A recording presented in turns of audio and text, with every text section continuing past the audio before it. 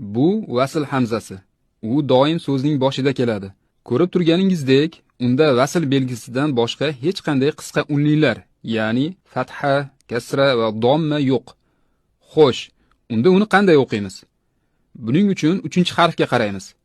Agar 3-harfda domma bo'lsa, vasl hamzasini domma bilan talaffuz qilamiz. Masalan, utlu, urkud.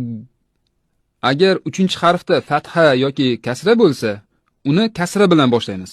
Misol uchun, iqtarab, izhabu, ihdina, irji'u. Muhim eslatma. Vasl hamzasi bilan boshlanadigan so'zlar gap o'rtasida kelsa, vasl hamzasi umuman talaffuz qilinmaydi. Masalan, waqtarab, watlu. Lekin quyidagi 5 fe'l ushbu qoidaga bo'ysunmaydi. Bu fe'llarni albatta eslab qoling. Ularning 3-harfi domma bo'lsa ham, ularni har doim kasra bilan boshlash shart.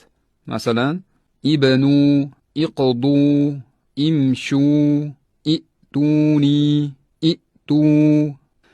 Mana shunday foydali ma'lumotlarni o'tkazib yubormaslik uchun kanalimizga obuna bo'lishni unutmang.